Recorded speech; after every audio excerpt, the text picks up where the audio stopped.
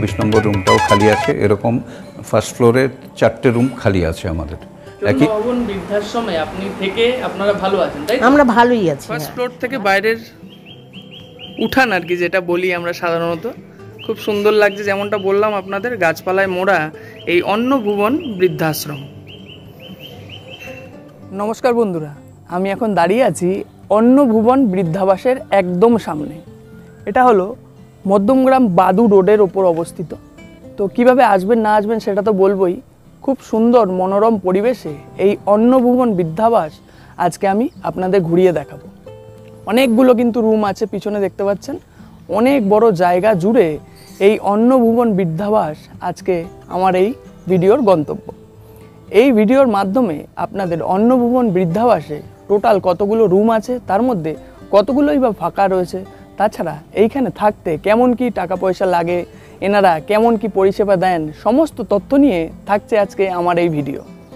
আর বন্ধুরা, যারা আমাকে চেনেন না, আমি হলাম জয়ন্ত, নমেডিক জয়ন্ত চ্যানেলে আপনাদের সকলকে করি স্বাগত। তো চলুন ভিডিওটা তাহলে শুরু করা যাক। ভিডিওটা ভালো লাগলে অবশ্যই একটা লাইক করবেন, চ্যানেলটি অবশ্যই সাবস্ক্রাইব করে আমার পাশে থাকবেন। চলুন শুরু করছি আরও একটা নতুন বৃদ্ধাবাসের ভিডিও, যেটা আপনারা আগে ইউটিউবে দেখেননি। তো চলুন ভিডিওটি তাহলে শুরু করা যাক। এখানে আসতে হলে আপনারা প্রথমে শিয়ালদা বারাসাত লাইনের যে কোনো ট্রেন আপনাদের ধরে নিতে হবে। ধরে চলে আসতে হবে মধ্যমগ্রাম স্টেশন। মধ্যমগ্রাম স্টেশনের ওভারব্রিজ ধরে 1 নম্বরের দিক থেকে বাইরে বেরিয়ে আপনাদের ধরতে হবে টোটো। টোটো ধরে আপনারা চলে আসবেন মধ্যমগ্রাম চৌমাথার মোড়ে। মধ্যমগ্রাম চৌমাথার মোড় থেকে অটো, টেকার যাই পাবেন তা ধরে আপনাদের চলে আসতে হবে কাঞ্চনতলা মোড়ে। এটা হলো বাদু রোডের ওপর পড়বে কাঞ্চনতলা মোড়। কাঞ্চনতলা মোড় থেকে 2-5 মিনিট লাগবে। আপনারা পায়ে হেঁটেও যেতে পারেন, কিংবা আপনারা টোটো আবার করে নিতে পারেন। একদম রোডের ওপরেই পড়বে এই বৃদ্ধাবাসটি। দেখতে পাচ্ছেন, এই যে হলো রোড, আর এই রোডের ডান দিক থেকে আমাদের ভেতরের দিকে একটুখানি ঢুকে যেতে হবে। দেখুন অ্যারো চিহ্ন দেওয়াও রয়েছে।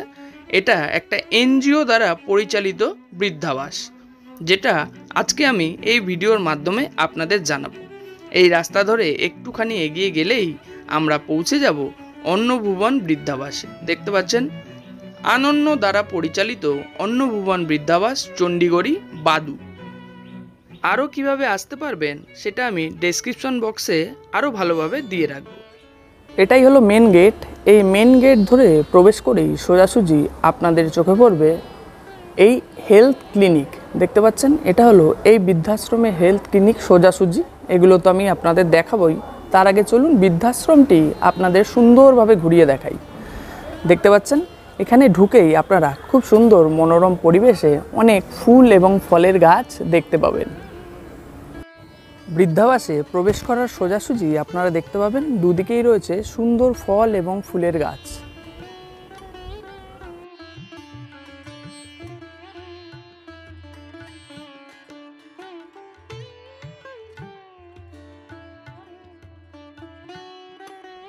নমস্কার, আমি শ্রী চন্দনবরণ দাস। আনৃণ্য পরিচালিত অন্নভুবন বৃদ্ধাবাসে আমরা এখন আছি। এই বৃদ্ধাবাসের বিভিন্ন প্রান্তরে আমি ঘুরে বেড়াবো এখন। আপনারা তার ছবি দেখতে পাবেন। আমি আনৃণ্যের একজন পরিচালন সমিতির সদস্য। এবার আমরা আমাদের এই বৃদ্ধাবাসের বিভিন্ন প্রান্তরে ঘুরবো, ঘুরে আপনাকে সব কিছু দেখিয়ে দেবো। আমরা মেন গেট থেকে ঢুকে এখন যে করিডোরে দাঁড়িয়ে আছি, এই করিডোরের ডান দিকে 9টা রুম আছে। সেই 9টা রুমের মধ্যেই সমস্ত বর্ডার রয়েছেন, এবং এই যে করিডোরটা প্রায় 150 ফুট লম্বা। এই করিডোর ধরে আমরা এগিয়ে যাচ্ছি বিভিন্ন ঘরগুলো দেখানোর জন্যে। বন্ধুরা, মেন গেট থেকে এসে এই সোজা হলো গ্রাউন্ড ফ্লোরের করিডোর, আর এই সোজা চলে আসলেই এই সোজা হচ্ছে এই অন্নভবন বৃদ্ধাশ্রমের, এটি হলো রান্নাঘর। এখানটা রান্না হয়, তাই তো? এটা হলো এই বৃদ্ধাশ্রমের রান্নাঘর। দেখতে পাচ্ছেন, এটা কি রাতের খাবারের জন্য এগুলো তৈরি হচ্ছে নাকি টিফিনের? আচ্ছা আচ্ছা। আপনারা কি সবাই মিলেই রান্না বান্না করেন নাকি? আচ্ছা। কত বছর ধরে করছেন এখানে? আপনি? আচ্ছা আচ্ছা, নতুন করছেন তো কি হয়েছে, সবাই তো একদিন না একদিন নতুন করেই। আপনি কতদিন ধরে করছেন? আচ্ছা, ঠিক আছে। ভালো লাগছে তো আপনাদের এখানে কাজ করতে? আচ্ছা, এটা হলো এই বৃদ্ধাশ্রমের রান্নাঘর। একদিনে টোটাল কতজনের জন্য রান্না বান্না হয় এখানে? আমাদের 18 জন। 18 জন আপাতত, যে বোর্ডার আছে সব মিলিয়ে? আমাদের 18-20 জন হয়। আচ্ছা আচ্ছা, 18-20 জনের জন্য রান্না হয় আপাতত। হ্যাঁ। আচ্ছা, ঠিক আছে। আর বন্ধুরা, এই রান্নাঘরের পাশেই রয়েছে এই বৃদ্ধাশ্রমের ডাইনিং রুম, দেখতে পাচ্ছেন। এইখানে বসেই আবাসিকরা খাওয়া দাওয়া করেন আর কি। যারা পায়ে হেঁটে চলে আসতে পারেন তারা এখানে বসেই দুপুরের, রাতের লাঞ্চ, ডিনার, টিফিন এগুলো করেন। আর যাদের একটু সমস্যা আছে তাদের রুমেই একদম প্রোভাইড করে দেওয়া হয় খাবার আর কি, রুম সার্ভিস যেটাকে বলে। দেখতে পাচ্ছেন, এটা হলো একদম গ্রাউন্ড ফ্লোরে। এটা হলো গ্রাউন্ড ফ্লোরের সোজা করিডোরটা, দেখতে পাচ্ছেন। অনেকটা বড় প্যাসেজ জুড়ে রয়েছে এই করিডোর। তার প্রত্যেক ডান দিকেই কিন্তু রুম রয়েছে, দেখতে পাচ্ছেন। গ্রাউন্ড ফ্লোরে এখন কোনো রুম আর কি খালি নেই। তো আমরা উপরে যাব। অনেকগুলো রুম কিন্তু এই বৃদ্ধাশ্রমে রয়েছে, দেখতে পাচ্ছেন। বন্ধুরা, সিঁড়ি দিয়ে আমরা এখন ফার্স্ট ফ্লোরে চলে আসলাম। ফার্স্ট ফ্লোরেও কিন্তু সেম সোজাসুজি রয়েছে করিডোর, দেখতে পাচ্ছেন। এই সিঁড়ি দিয়ে উঠে এসে এদিক আর ডান দিক এবং বাদিক দুদিকেই কিন্তু করিডোর করা রয়েছে। আর তার পাশেই রয়েছে রুমগুলি। ফার্স্ট ফ্লোরে দেখুন যে রুমটা ফাঁকা আছে, আমি আপনাদের দেখিয়ে দিচ্ছি, চলুন যাওয়া যাক।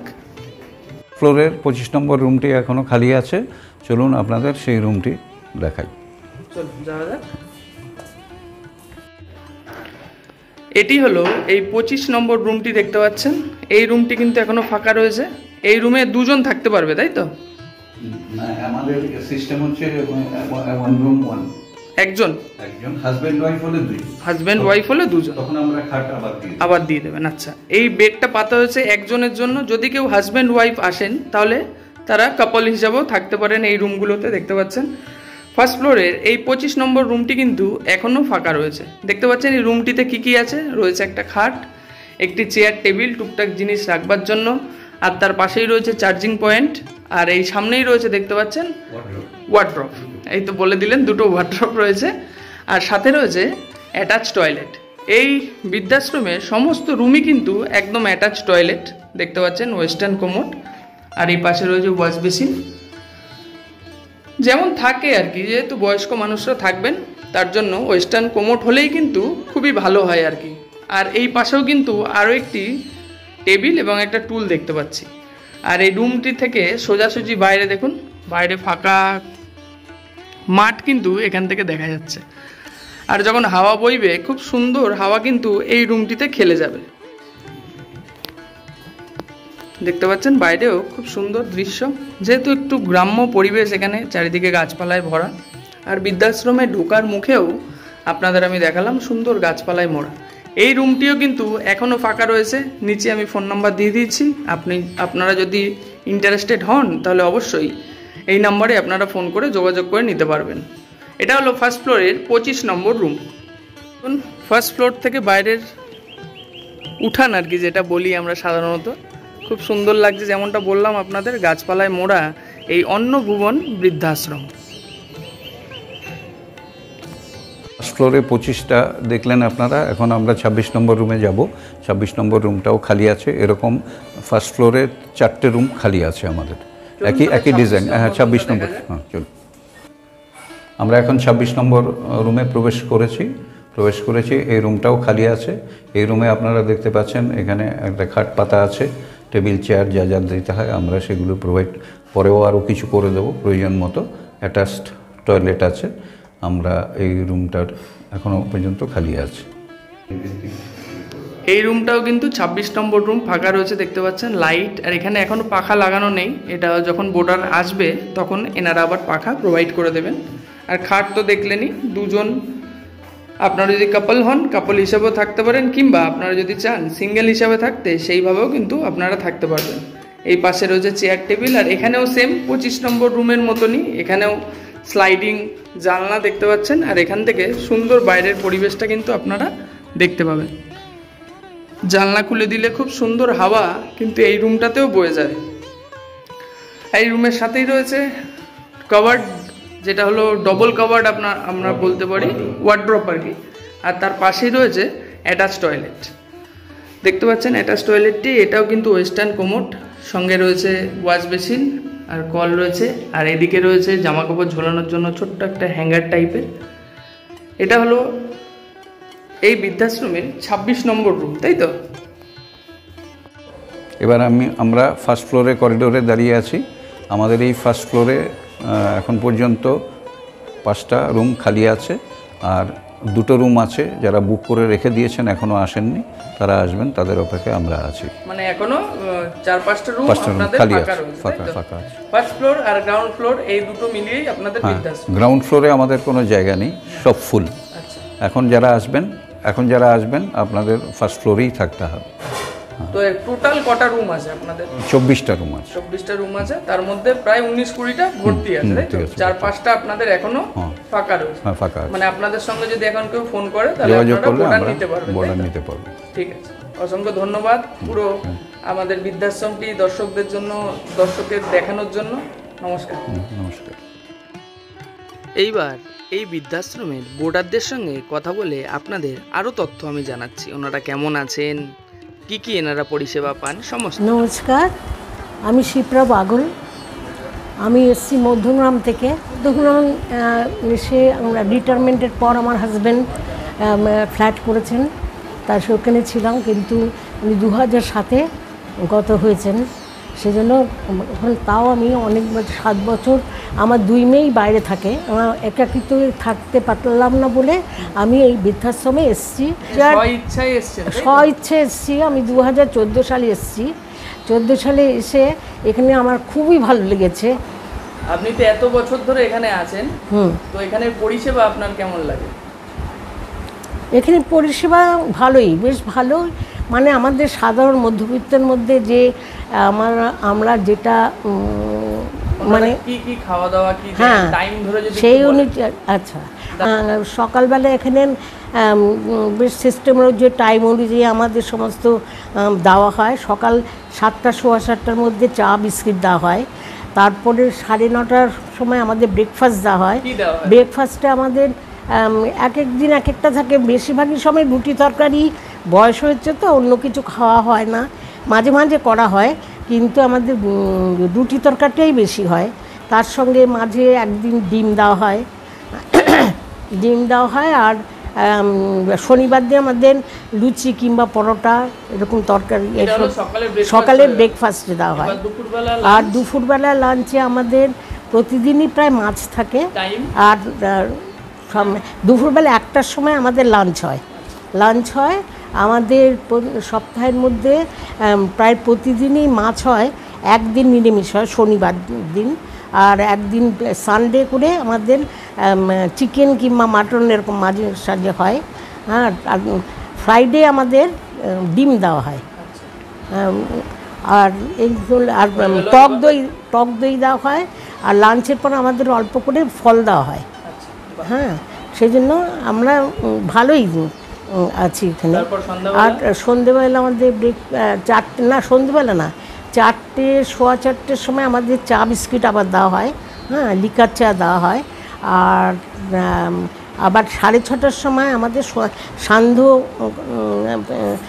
খাবার, যেটা সামান্য, হ্যাঁ, স্ন্যাক্সের মধ্যে কোনো সময় মুড়ি কিংবা চিড়ে ভাজা, পাঁপড় এরকম দেওয়া হয়। কোনো সময় চাউমিন করা হয়।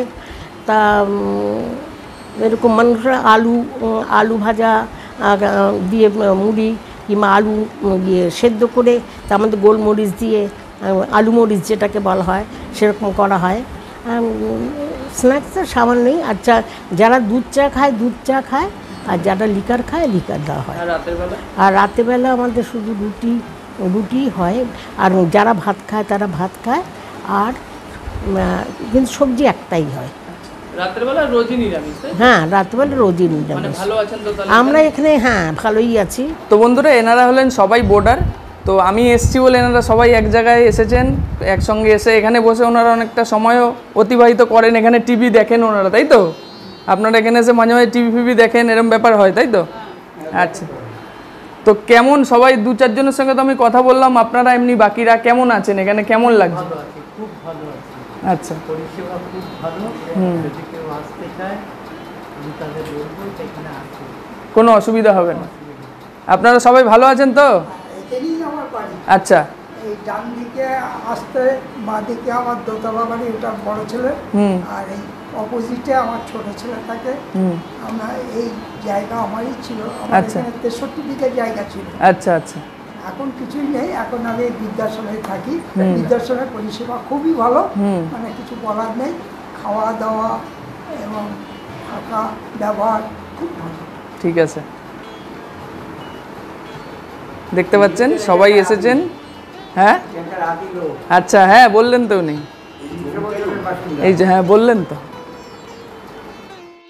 বৃদ্ধাবাসের সামনেই রয়েছে খুব সুন্দর একটু বসার জায়গা, দেখতে পাচ্ছেন চারিদিকে গাছপালায় মোড়া, খুব সুন্দর লাগছে। শীতকালে অনেক যে আবাসিকরা আছেন তারা এখানে বসেন, আর তার সামনেই আর একটা গাছ লাগানো রয়েছে দেখতে পাচ্ছেন, এখানে বসে তারা খুব সুন্দর একটা সময় কিন্তু কাটাতে পারেন। গরমকালেও খুব সুন্দর পরিবেশ এই বৃদ্ধাবাসের, দেখতে পাচ্ছেন। আমরা বৃদ্ধাবাসের এক পূর্ব প্রান্তে এসেছি। পূর্ব প্রান্তে আমরা একটা ছোটোখাটো পন্ড টাইপের ট্যাঙ্কি বলতে পারেন, সেই পন্ডটা আমরা রেইন ওয়াটার হারভেস্টিংয়ের জন্য আমরা এটা করেছি, এবং আমরা কিছু মাছও ছেড়েছি, এবং মাছও আমরা তুলে আমরা আশ্রমে আমরা আবাসিকদের খাওয়াতে পারি মাঝে মধ্যে। আচ্ছা, এইখানেই আপনারা মাছ ছেড়েছেন তাই তো? আর রেইন ওয়াটার হারভেস্টিংও এখানে হয় আর কি। বাহ, খুব ভালো। ছোট ছোট অনেকগুলো লেবুও হয়ে আছে দেখতে পাচ্ছি, এটা গন্ধরাজ লেবু। আমি এই আনিন্য যে সেবামূলক প্রতিষ্ঠান আছে, এনজিও আছে, তার সম্পাদক শ্রী সুবীর কুমার রায়। আর আমার সামনে বসে আছেন বহুত দিনের সমাজমূলক কাজের সঙ্গে, বিভিন্ন সমাজমূলক কাজের সঙ্গে জড়িয়ে এবং আমাদের প্রতিষ্ঠানের একজন কর্ণধার স্বরূপ শ্রী চন্দন বরণ দাস। আমাদের এই সমাজমূলক কাজ শুরু এক হচ্ছে আমরা বয়স্কদের জন্য কিছু করতে উদ্যোগ নিয়েছিলাম, উদ্যোগী, আর দুস্থ ছেলেমেয়েদের কিছু সেবামূলক কাজ করতে চেয়েছিলাম, তো মানুষদের চিকিৎসার ক্ষেত্রে সাহায্য করতে চেয়েছিলাম। এছাড়াও আমরা অন্য অনেক কাজই করে থাকি। প্রাকৃতিক দুর্যোগে যেসব বিপর্যস্ত আমাদের লোকজন, আমাদের গ্রামের লোকেরা সব পরে, সেখানে যেমন আয়লার মতন পরিস্থিতি যখন সৃষ্টি হয়েছিল, সেক্ষেত্রেও আমরা আমাদের প্রতিষ্ঠান থেকে ঝাঁপিয়ে পড়েছিলাম। আর এডুকেশনের দিক থেকে, পড়াশোনার দিক থেকে তো আমরা অনেককেই সাহায্য করে থাকি।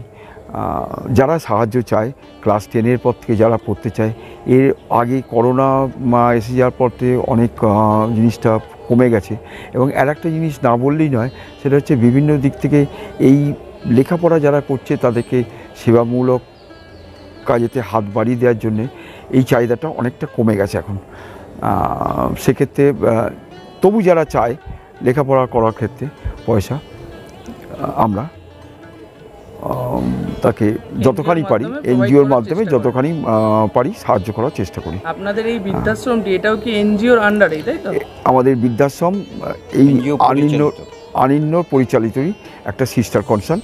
হ্যাঁ, আর এছাড়াও আমাদের দুস্থ দাতব্য চিকিৎসালয় আছে, আর এডুকেশনাল দিক থেকে দুস্থ লোকেদের সেবা আছে, দুস্থ ছেলেমেয়েদের সেবা আছে, যারা বাচ্চা, বিশেষ করে আমরা ঘোষের চকের রামকৃষ্ণ মিশন প্রতিষ্ঠানের দ্বারা পরিচালিত সেরকম 70-80 জন অনাথ শিশু এবং দুস্থ শিশু মিলিয়ে এদেরকে আমরা বছরে নতুন জামাকাপড় দিই, বই খাতা দিই, হ্যাঁ, ডোনেশান দিই, যাতে তারা সুস্থভাবে জীবনযাপন করতে পারে।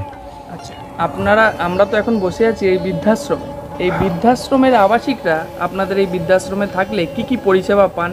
এই দাতব্য চিকিৎসালয়ে আমি দেখলাম এখানে এসে, এগুলো মানে আর কি কি আপনারা মানে শারীরিক দিক থেকে পরিষেবা দেন, এটা যদি বলেন। আমাদের প্রেশার মাপার যখন তখনই আমরা প্রেশার মাপার ব্যবস্থা করতে পারি, যদি মনে হয় যে শরীর খারাপ হচ্ছে প্রেশারটা দেখতে পারি। তারপরে আমরা ইসিজি 6 মাস অন্তর একবার করে আমরা বিনামূল্যে আমরা বর্ডারদের ইসিজি করিয়ে থাকি। তারপরে সুগার টেস্টের ব্যাপারে আমাদের এখানে সুগার আছে, সেই দিয়ে আমরা সুগারও র্যান্ডাম সুগার যেটা হয়, র্যান্ডাম সুগারটাও আমরা মাপতে পারি। এখানে একটা দাতব্য চিকিৎসালয় আছে। দাতব্য চিকিৎসালয়টা করোনার আগে আমাদের সপ্তাহে 1 দিন করে ডাক্তারবাবু আসতেন, সল্টলেক থেকে জেনারেল মেডিসিনের একজন ডাক্তারবাবু আসছেন ডক্টর NN সাহা।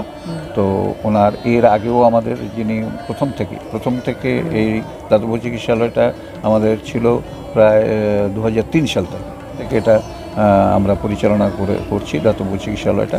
আগে আমাদের অন্য প্রেমিসেসে ছিল, এখন আমাদের প্রেমিসেসে হচ্ছে। 2003 সালে যিনি ছিলেন তিনি অভিজিৎ দে আমাদের এখানে প্রথম এই দাতব্য চিকিৎসালয়ের চিকিৎসক ছিলেন। পরবর্তীকালে ওনার একটা অ্যাক্সিডেন্ট হওয়াতে উনি আসতে পারেননি। তারপরে ডক্টর NN সাহা সল্টলেক থেকে আমাদের এখানে সপ্তাহে একদিন করে এসে চিকিৎসা দিতেন। সে ডাক্তার হিসেবে ডাক্তারবাবু ভীষণ ভালো, ভীষণ আন্তরিকতার সঙ্গে পেশেন্টকে দেখতেন। এবং আমাদের করোনার আগে আমাদের এমন হয়েছে যে এখানে 70-80 জন পেশেন্টও গ্রামবাসীরা এসে দেখাতেন, আর আমাদের বর্ডার যারা আছেন তাদের যদি কোনো তখন অসুবিধা থাকে সেগুলো আমরা বিনামূল্যেই দেখানো হতো। আর করোনার পরে সেটাতে ভীষণ ভাটা পড়েছে। সেখানে এখন বাইরের সংখ্যাটা অনেকটাই কমে গেছে, ওই 10-এর মধ্যেই সেটা এখন আছে। আর এখন আমরা সেই কারণে যেহেতু বাইরের পেশেন্ট কমে গেছে, এখন আমরা 2 সপ্তাহে একবার ডাক্তারবাবুকে আনা করাতে ডাক্তারবাবু এসে দেখেন, গ্রামবাসীদের দেখেন, আমাদের বর্ডারদের দেখেন। মানে ওয়ান আফটার অ্যানাদার উইকে ডাক্তারবাবু আসে 14 দিনে একবার। আর আমাদের এখানকার বর্ডারদের যদি উনি যেদিন এলেন সেদিন তো দেখেই গেলেন। এছাড়াও মানে যদি কেউ অসুস্থ হন, যেটা মাইনর কোনো ডিজিজ হলো, এটি হলো, ডক্টর কল করার দরকার নেই। আমাদের হেলথ গ্রুপের চিফ হচ্ছে চিন্ময় রায়চৌধুরী। তো আমরা কিছু হলেই চিন্ময়বাবুকে এখান থেকে জানানো হয়। আমাদের যে ম্যানেজার আছে দেবনাথপুরে, এই বৃদ্ধাশ্রমের 24 ঘন্টার যে কর্মী দেবনাথপুরে, তো দেবনাথপুরেকে ওরা বললে পরে উনি চিন্ময়বাবুর সঙ্গে যোগাযোগ করেন। চিন্ময়বাবু তখন ডাক্তারবাবুর সঙ্গে কনসাল্ট করে দরকার হলে তার ওনার প্রেসক্রিপশন মেডিকেল ফাইল প্রত্যেকের আছে আমাদের এখানে। তো মেডিকেল ফাইল থেকে প্রেসক্রিপশন দিয়ে প্রেসক্রিপশনটার হোয়াটসঅ্যাপে পাঠিয়ে দিলেন ডাক্তারবাবুকে। পাঠানোর পরে যে অভিযোগ মানে রোগের কথা বলা হলো সেগুলো দেখে টেকে উনি মেডিসিন দেন। আমরা দেখেছি বেশিরভাগ ক্ষেত্রেই ওইভাবেই আমাদের কাজ হয়ে যায়। আর যদি বেশি কিছু হয় আমাদের লোকাল কোনো ডক্টরকে আমরা কল করি। এই মেডিকেল এই খরচগুলো বাইরে থেকে ডক্টর কল করলে বা এটি করলে এই খরচগুলো মানে বর্ডারের নিজস্ব এমনিতেই মেডিকেল খরচটা বর্ডারদের নিজেরই। ডাক্তারবাবু যদি বলেন যে হসপিটালে নিয়ে যেতে হবে, তখন আপনারা কি করেন? তখন আমরা তাদের চাহিদা অনুযায়ী তাদের যে স্পন্সরার থাকে স্পন্সরার সঙ্গে আমরা যোগাযোগ করি। না, তার আগে ওনারা অ্যাডমিশনের সময় একটা ভর্তির ফর্ম একটা দিয়েই রাখে, উইলিংনেস দিয়ে রাখে যে উনি অসুস্থ হলে কোথায় যাবে, প্রাইভেট যাবে না সরকারি হসপিটালে ভর্তি করতে হবে, সেই অনুযায়ী যেরকম গাইডলাইন থাকে সেই অনুযায়ী আমরা মেনটেন করার চেষ্টা করি। তাছাড়া আমরা এমার্জেন্সিতে আমরা হয়তো দিয়ে দেবো যে কোনো জায়গায়, কিন্তু নতুবা আমরা ওই স্পন্সরদের সঙ্গে যোগাযোগ করে কোথায় দেব এটা আমরা দিয়ে থাকি। তো অনেকগুলো রুম দেখলাম, কতগুলো ফাঁকা আছে, কতগুলো ভর্তি আছে যদি বলেন, আর কত টাকা করে লাগে, কেমন ভাবে ওনারা থাকতে পারেন, কি নিয়ম? আমাদের এখানে এই মুহূর্তে 5টা রুম খালি আছে, হ্যাঁ, আর সব ভর্তি আছে। এইখানে সিঙ্গেল ডবল দুরকমভাবেই থাকা যায়। সিঙ্গেল ডবল বলতে কেউ যদি ইচ্ছুক হয় যে 2জনে থাকবে, এমন অনেকে ছিল এর আগে, রিসেন্ট মারা গেছে, সেটা হচ্ছে ভাই বোন মিলেও ছিল। হ্যাঁ, তো বোন মারা গেছে, ভাই এখনও জীবেনদা আছে, হ্যাঁ, সব থেকে সিনিয়র এখানকার। তো সিঙ্গেল থাকলে 9,000 টাকা করে মান্থলি দিতে হয়। এই 9,000 টাকার মধ্যে খাওয়া দাওয়া থাকা, হ্যাঁ, যা এস্টাবলিশমেন্ট কস্ট সব মিলিয়েই 9,000 টাকা। আর এছাড়া 1 লাখ টাকা একটা এমার্জেন্সি পারপাসে একটা ডিপোজিট রাখতে হয়, যেটা রিফান্ডেবল। হ্যাঁ, আর 10,000 টাকা অ্যাপ্লিকেশান ফি ভর্তির সময় একবারই ওয়ান টাইম দিতে হয়। হ্যাঁ, সেটা নন রিফান্ডেবল। মানে আপনাদের যদি কেউ সিঙ্গেল থাকে একটা রুমে, তাহলে 9,000 টাকা লাগবে, প্লাস 1 লাখ টাকা লাগবে ডিপোজিট মানি, আর 10,000 টাকা লাগবে রেজিস্ট্রেশন ফি। আর 1 মাসের ওটা অ্যাডভান্স হিসেবে 9,000 টাকা এখানে জমা রাখতে হবে। আচ্ছা, আর যেটা আপনারা ডিপোজিট মানি নেবেন সেটা রিফান্ডেবল। আচ্ছা, আর যেটা উইদাউট ইন্টারেস্ট। হ্যাঁ, ভালো করেছেন, বলে দিয়েছেন। আর 10,000 টাকা যেটা অ্যাপ্লিকেশন ফি নেওয়া হবে সেটা নন রিফান্ডেবল। আর যদি কেউ ধরুন স্বামী স্ত্রী থাকলো, কাপাল হিসেবে থাকলো, তখন কেমন খরচা হবে? সেটা ডিপোজিটটাকে আমরা 1 লাখ টাকাই রাখার চেষ্টা করি। হ্যাঁ, আর অ্যাপ্লিকেশান ফিটা আমরা 10,000 টাকাই থাকে, কিন্তু ওই টোটাল অ্যামাউন্টটাকে, হ্যাঁ, ওটা 18,000 টাকার বদলে 17,000 টাকা নেওয়া হয়। মানে যেহেতু এস্টাবলিশমেন্ট কস্টটা জয়েন্টলি, জয়েন হচ্ছে। হ্যাঁ, সেই জন্য ওটাকে 17,000 টাকা নেওয়া হয়। আর এখানে আপনারা তো এখানে তো এই ভিডিও দেখে যদি কেউ আপনাদের ফোন করে, আপনারা তো এখন তাহলে ভোটার নিতে পারবেন তো? হ্যাঁ, আচ্ছা, আর আপনারা কি পরিষেবা দেবেন একটু সকাল দিয়ে আমাদের এই দর্শকদের একটু ভালো মতো সকালে 7টা থেকে 7:30টার সময়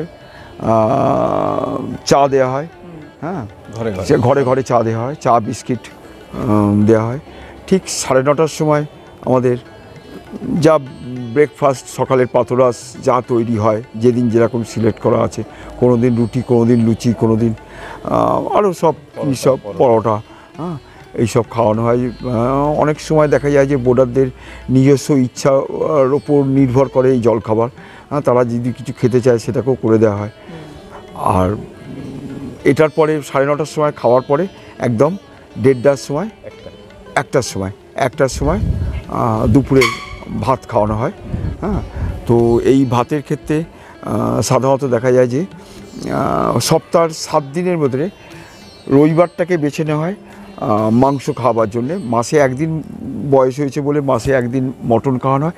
তবে কোনো অকেশনালি হঠাৎ করে ইচ্ছে হলো যে না, ওনাদের বৃদ্ধদের মটনই খাওয়ানো হোক, বা কোনো লোকজন এলো তারা কিছু খাওয়াতে চাইলো, হ্যাঁ, সেক্ষেত্রে ওই জন্মদিন, হ্যাঁ এইসব হলে ব্রেক করে, নিয়ম ব্রেক করে অনেক কিছুই হয়, টুকটাক, হ্যাঁ, টুকটাক।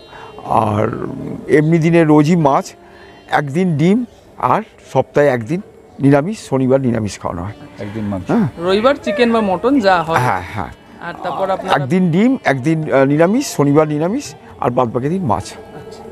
আর বলছি ধরুন তারপর 4টের সময় চা বিস্কিট, সন্ধ্যে 6টার সময় স্ন্যাক্স জাতীয় কিছু টিফিনের মতন চিড়ে ভাজা, মুড়ি বা ঘুগনি মুড়ি, বা কোনো দিন অকেশনালি সিঙ্গারা, হ্যাঁ, ওরা খেতে চাইলে, হ্যাঁ, এইসব খাওয়ানো হয়।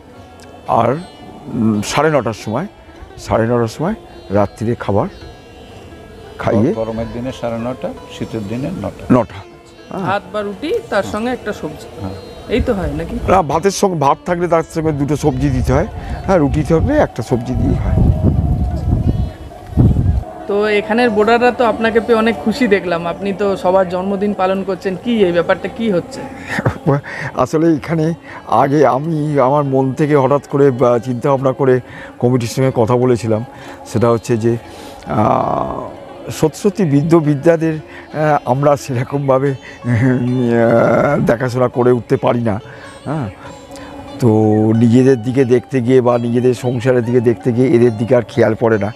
এই কথা মাথায় রেখেই আমার মনে হলো এরা তো সব কিছু ছেড়ে দিয়ে আমাদের এই আশ্রমে এসেছে, এদের মন যাতে ভালো থাকে, এদের মুখে যাতে হাসি থাকে সবসময়, সেই চেষ্টা করার জন্যে এই নিয়ম সবার সঙ্গে কথা বলি চালু করেছি যে প্রত্যেকের জন্মদিন পালন করি।